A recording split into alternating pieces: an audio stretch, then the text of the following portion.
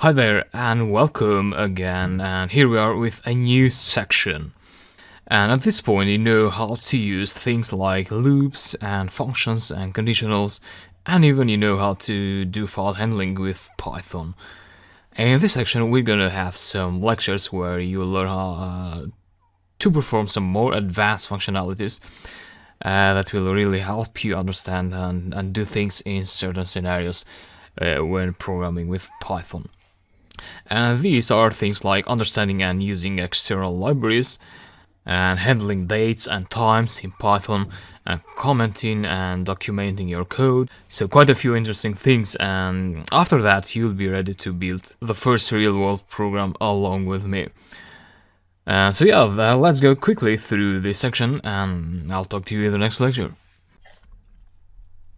Now, when you install Python, what you do is you make available the Python built-in code. An example of this built-in code would be the print function. So let me open a command window here and call Python. So when you say print, you execute and everything works perfectly. So where did you get this print function from? Well, when you start a Python session, like here in the interactive shell, or when you run a script, a Python script, the session loads together with a bunch of built-in functions and methods. And this is one example, so the print function. Now, there are also commands that are not loaded when Python loads, and these are considered to be less frequently used by programmers. So it has been judged that it's not a good idea to load everything into memory when you load Python. So the solution here, the workaround, is that you can load these commands explicitly yourself when you need them. And to do that, you use the import keyword. So let's say you want to concatenate, so to merge a bunch of text files that you have in a directory, in a folder. So you want to merge the text in one single file. What you need first is you need to create maybe a Python list where you have, as items, you have all the file paths that you want to concatenate. And to generate a list of file paths in the current directory, you need a module called OS. So you need to import OS, because you know, if you just do os.listdir, which is a function that lists the file paths, you'll get an error. It says a name OS is not defined. So what you do is you import OS, and that is successful if you don't get an error. And then os.listdir, and yeah, you get an empty list because I have nothing in here at the moment. So I'm gonna create a file, sample1.txt, and now you get a list with this file name. So what you did is you access the listdir method of the OS module, and you can see a list of available methods that you can apply to your OS module. So dir OS, and yeah, among them you'll find listdir, which is here, so just here. And yeah, don't get scared about this entire code. You don't have to know these. I mean, I don't know most of them. I've just used only a few of them. When the need comes to do something, you just try to Google, and you'll have people who have had the same issue. So you'll get the answer in some forums like Stack Overflow, and you'll see what other people have used. And yeah, this is called introspection. So when you inspect your code, when you see information about the code, like we did here with the dir function. And yeah, OS is a module. We also have libraries and packages, which basically are the same thing, but I'll go through them one by one. So let's focus on module first. And a module is just a Python file, a .py file. So if you apply the file method with double underscore in front and on the back, and you'll get the path of the module. So you can see here it's the module name is OS, so the file name is os.py, and you can go ahead and locate that file now. I think it should be this one here. Yeah, here it is. So this is my Python installation, and you have a lib folder in there, and just inside that you have all the external modules that you can import in Python. So you can try any of them if you like import pickle And if you don't get an error, that is successfully imported. And you can also ask for help, pickle, to see what the module is about. So create portable serialized representations of Python objects. And this particular module is used for network programming. So if you're interested, you can look at that. And yeah, if you can open this file with any kind of editor. And yeah, this is quite scary. You don't have to understand this code. This will do the work on the background. But it's just good for your information to know what a module is. Alright. Now, there's also the concept of libraries. And libraries have usually more code, so people who build them, they just decided to write the code into different files instead of just one .py file. So you have a collection of .py files for libraries. However, the way you use libraries in Python is the same. So let me locate a library here. So we're still in the lib folder, and all these folders that you see now are libraries. For instance, SQLite 3. If you go ahead and say import SQLite 3, and that is successful, so you did the same thing as you did with modules. And if you look at SQLite 3, you'll see a bunch of Python files, as I said. And here you have files as well. You don't have to know this, but basically what happens is when you import a library, this init.py file is executed in Python, and this contains the code that loads all the available methods in Python. Now, this particular one, what this does is it imports yet another file into Python, so a module, SQLite 3 DB API 2. Which is this one here. So it refers to SQLite 3, the folder name, and then a dot, and then DB API 2, the name of the file, of the Python file that is imported. And then inside here you have other code, and so on. You don't have to know this. It's enough to understand the structure. And yeah, that's about libraries and modules. And these modules and libraries, they come with your Python installation by default. However, they don't do every possible thing that is out there. That's why third-party modules and libraries exist. And these are often referred to as packages. Now, these packages, they don't come with the default installation of Python. And the good reason for that is there are lots and lots of packages out there, and you don't want to get a heavy installation there on your computer by default. There are packages of biology and astronomy, web scraping, everything, and so there are things that you're not really interested. And yeah, the solution to that is you install these packages, and then you use them just as you do with modules and libraries. And the way to install them is you just open your terminal, so command line on Windows, terminal on a Mac and Linux. The directory doesn't matter, and all you do is you say pip install, let's install glob2. So this is a package, or you can refer to it as a third-party library, and you hear people referring to packages as third-party libraries. And yeah, this installs glob2 for you. Now you can go ahead and access it in any Python session, glob2, and yep, you're done. Similarly, you can ask for help for that package, so help glob2, and yeah, you see what this is about. Sometimes though they don't say what they're about in the help file, so you'll have to search on the internet for glob2. And every package has its own page almost, so glob2, just like that, and yeah, you go here. So what this does is it captures patterns and supports recursive wildcards. Basically what this do is, you know, if you say glob2.glob, and yeah, you just need to pass a file path there. Sorry. And yeah, what this does is when you pass an asterisk there, it lists all the files in there. But if you want only the text files, you do want to say asterisk.txt, and it gives you every file that has a txt extension. So in this case, you have this particular file in that directory. And this is useful over a list dir, because if you want to only get access the txt files, and you'd want to do this because in a directory you may have lots of files. This allows you to access only a few of them. And yeah, now about pip. So you saw me use this pip package.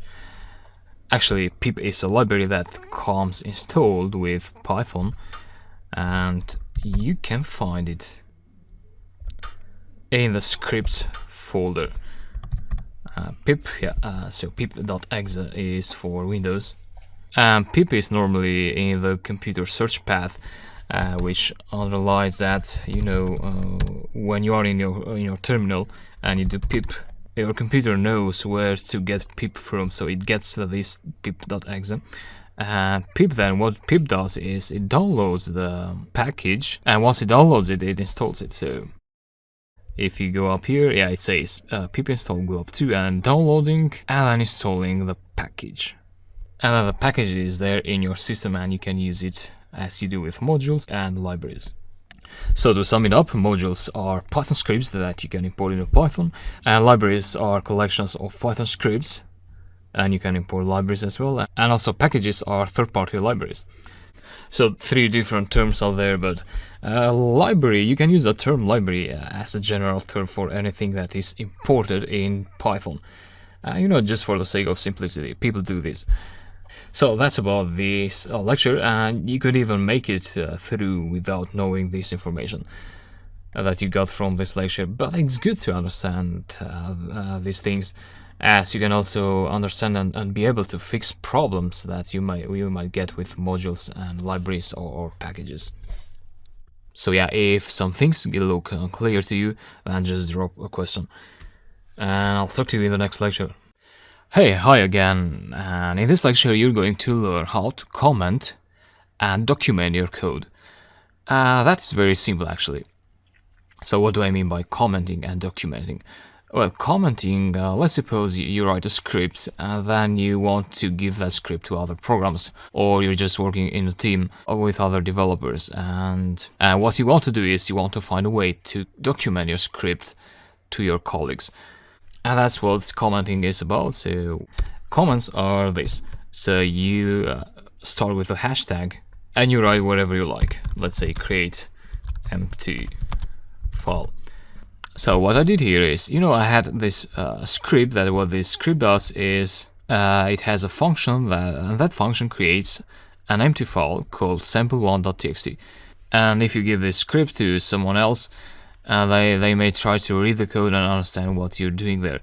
But alternatively, you can help them by adding here a line that is not read as code by Python. So Python ignores everything that goes inside a hashtag. Basically, the way you do this is, before writing the function, you write this comment. And then comment basically means that you're pointing to this block of code. Now be careful, if you click enter and start something here, this will be read as code by Python. So comments are in line. You cannot have them in another line. If you want, you can of course do this if you want to add more lines. You can also write something besides some code. So for instance, writing empty string, and yeah, everything will work fine. And yeah, that's about comments. And we also have doc strings, which allow us to document our code. And with documentation, what I mean is, let's say you import OS, and then if you do os.doc, you'll get the doc string. So this is called the doc string, and what it basically is some basic information about the library or the module or the package that you are importing, that you are using in Python. And yeah, you can do the same. So if you import example, what you do, you're importing the example.py as a module, and if you say example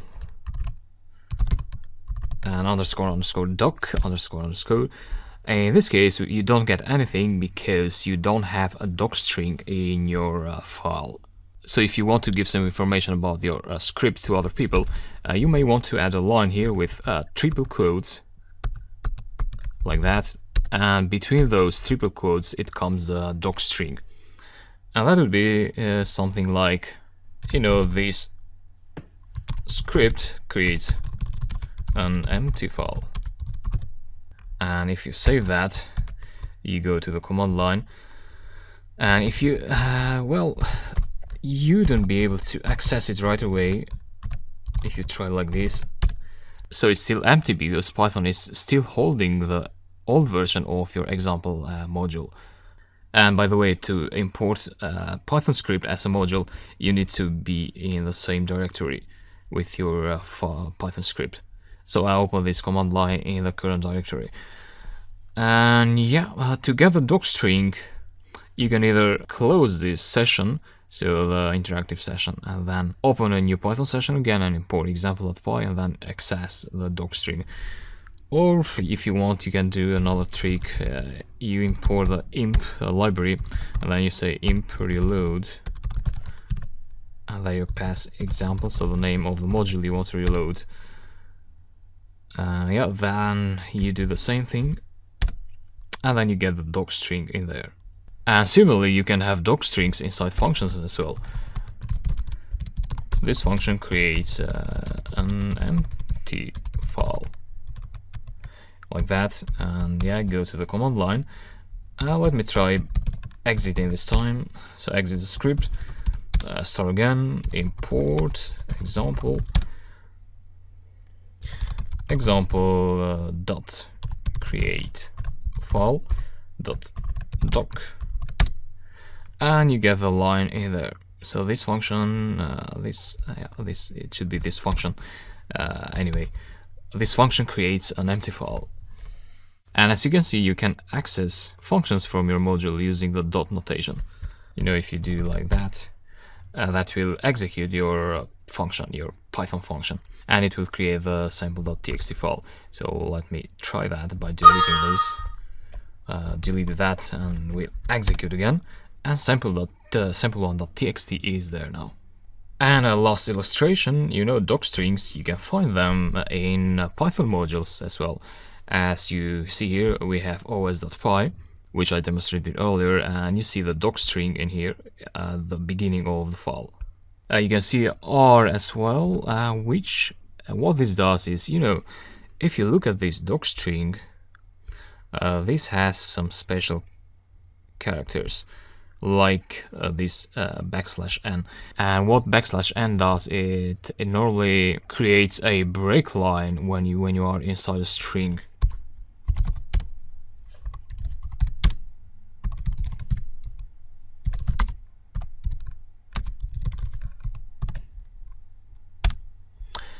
So as you see, when you pass \n, that will create a break line, or like that. We'll use \n later, so don't focus on that for now if you don't understand it. You'll understand it very well when we use it in real-world examples.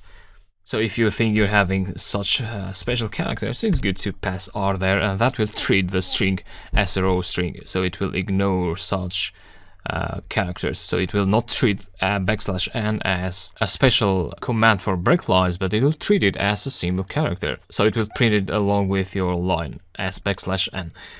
That is clear, I believe, and we close this lecture now. We have some more lectures to go, so let's move on. Alright, dates and times in this lecture.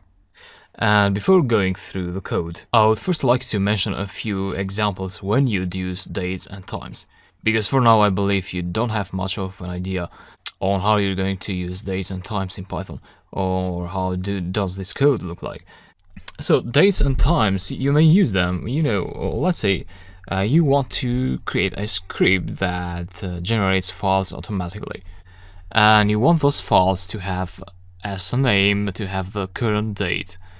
You know, instead of sample.txt, you'd have like 2016 and 5, 14, and so on. So that could be, you could have a Python program where you call the program and you pass a balance of your bank account if you want to store the balance. Then you want to create a single file every day when you call a script. So that file would get as a name the current date automatically without you having to type that down. So Python is able to give you the current date and time up to the microsecond accuracy. Also, other examples would be, you may want to know the difference between two dates. So how do you do that? You know how to use numbers and strings, and you can probably do that with numbers, but that would be not very efficient. So you really want to know how to use date and time objects, which are special objects in Python, are not just strings and numbers. So, or other example, you may want to plot some time series data along a date-time axis. And yeah, you can generate that graph with Python, and we'll do that in the course later on. So we will be using dates and times in many of our applications that we'll be building. And we have two modules that provide date-time object for us. The first module is called datetime, and the other is time. The most important one is the datetime module. These two modules are built in Python, so you don't have to install them. And yeah, datetime is basically used to manipulate dates and find differences and many other things. And also the time module is more frequently used to control the time when the script runs. And we'll go through that in just a bit. So first let's start with the datetime module. And I'll open a command line and start a Python session. Import datetime. That's what you have to do. And yeah, let me go through an example. Very frequently you'll be using the now function of the datetime class. Just like that. So datetime is a module name, and then you have a class with the same name, and that class has a method called now. If you execute that, you get a datetime object. And that's really a datetime object, so it's a special object if you check class datetime. What this has is, it has a series of numbers where the first one is the current year, and then the current month, the current day, the current hour, minute, seconds, and microseconds. That means every time you execute that, you get the current time. So it was 58, now it's 59 seconds. Sorry, minutes, this is seconds. And this is dependent on your computer time. So if I change the time now, change time settings, change date and time, go 11 and press OK. If you execute that again, now it goes up to 11. So what datetime does, it just grabs the time from your computer. Yeah, let me set that back. Alright. And I seem to have put it PM, sorry about that. So yeah, this is good because you now know that this is a 24-hour system.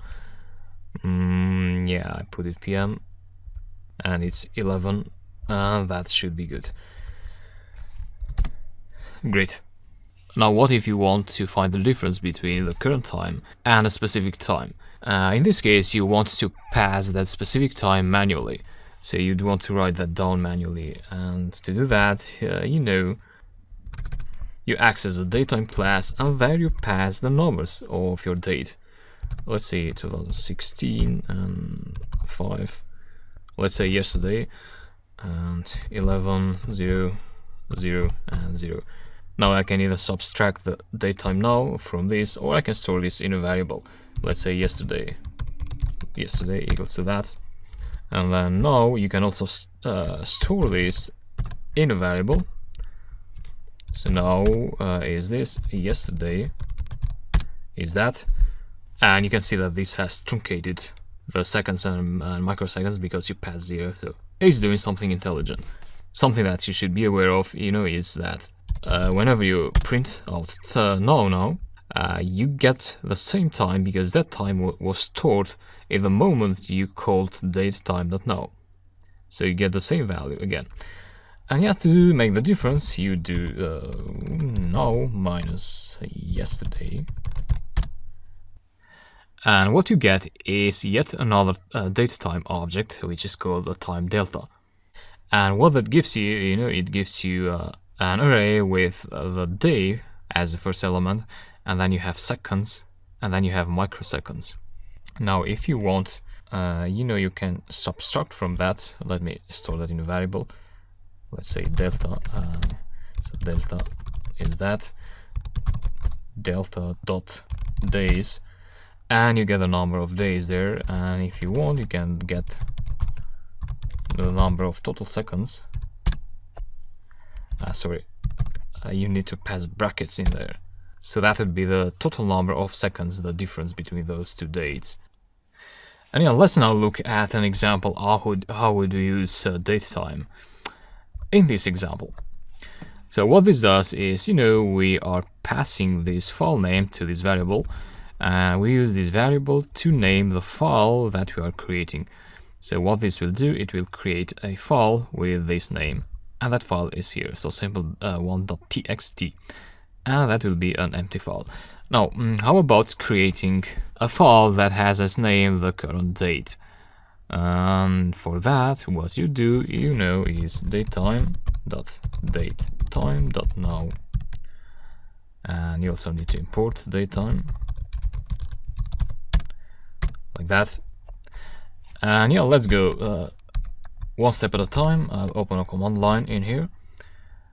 Terminal Plus is not working at the moment, so it has some problems, and I hope it will work in the future, but that will not affect any of the activities we're doing here. So it's the same as keeping the command line in here. Terminal Plus is just a bit more convenient. And yeah, Python example.py execute, and nothing happened. We didn't get an error. Everything is working fine. No file. Yeah, we haven't called the function in here. So create file, and yeah, just call it like that. Try out again, and you get an error. And the reason to that is, this is not a string object, this datetime.datetime. This is a datetime object, so when you name files, you want to use a string. So let's do just that and say string convert datetime into a string. Because that's what that will do is like now is a datetime object, but if you say string now as argument, that will be converted into a string of this format.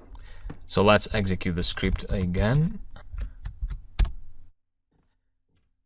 And this time you get yet another error. This says invalid argument. The reason for that is, Python is trying to name a file that has a colon in the name. Now that is not allowed by the operating system, so you'll get an error. So the solution here would probably be to, to convert the date and time into a format like 2016, maybe 05 and 14, 11 and so on. So you use dashes there, which are acceptable. And to do that, you want to use formatting characters. And the way you use formatting characters is like this. You have now there, so the datetime object, and then you apply the string from time methods, strf time. Then you pass a string with formatting characters. There are quite a few formatting characters actually, which you can find in this site. So for instance, if you want to use to get the year out of your date as a string, you'd want to pass %y with a capital Y. Or if you want to just get the year as a zero padded decimal number like this, you'd want to pass %y with small y. And yeah, let me try this. So we would want to get the year, and then we'd want to have a dash, like anything will be reflected in the string. So let me pass dash there, and then we may want to have the month, then the day, and then the hour, the minutes, seconds, and microseconds. Execute that, and this is a string. So this is a string object, and you get the year, the month, and so on. And of course, you can do any kinds of combinations that you like. So for instance, you could say B, %B, and maybe a space there, and then the year, and maybe the day. Execute that, and you get May 2016 and 14 for the day. So you can literally make any kinds of combinations that you like with this format. And yeah, let's apply this in our example. So we remove string, and what we do is, file name .str time, and then inside the strings here you'd pass year, month, and day, hour, and minutes. That would be enough. So let's keep it like that. Save that and go here to execute it. Yep, so we got a file with this name, as you see. Great, so that is working, and if you want to add something there, if you want to add an extension, txt, you'd want to say plus.txt and execute again, and you get a file with a txt extension, as you see here. And lastly, about the datetime module, we were able to subtract between 2 days, but how about adding a period of time to a date, so that we get another date? Let's go to our Python shell. So we have now, and let's add 2 days in now. What you do is, let's say after would be equal to now plus date time dot time delta, and then here you pass days equals to 2, execute, and here is after, so it's 2 days after 16. You can also pass seconds in there as a parameter, say like that, after, and this is what you get. So Python will actually get the seconds out of this, will add to the seconds, and then it will convert the remain to minutes and hours if necessary, and so on. And it will give you a correct date. That is exactly this period of time after this now date time. So that's about date time, and very quickly now we also have a module called time. Now this comes very handy when you want to delay some actions, some operations in your Python script. For instance, let me create an empty list. And what I want to do with this list, I want to add 5 items in there, and each of these items will be the date and time, and there will be a difference of 2 seconds between these date items. And so what you want to do is create a loop. Let's say for I in range 5, 1, 2, 3, 4, lst.append date time dot now. So what I'm appending is the first iteration of the loop. I am appending the current date and time, and then I want to wait for 2 seconds, or just 1, to keep it quick. So the number you pass there is seconds. And if I execute that now, what it will happen is, the script will record the first date time in the list, and that will wait for 1 second, and that it will record the second time, and the second date time, and so it will wait for another second, and so on. And LST will be this now. Or let me print that out for I in LST print I. Yeah, this is what we got. We got 5 dates and times, and as you can see, they have 1 second of difference. So this second, 6, 7, 8, 9, 10, and you can also see the microseconds here. This reveals the accuracy of the time module. So your computer is recording the microseconds at this execution of the loop, and then the time module does the loop to wait for 1 second. But that 1 second of the time module is not exactly, a million microseconds. So there's a certain flow and accuracy, which is not a problem practically. So yeah, this is the time module, and we're done with this lecture. I hope you learned lots of things from this. I will be using time and datetime a lot in the course. So yeah, let's move on.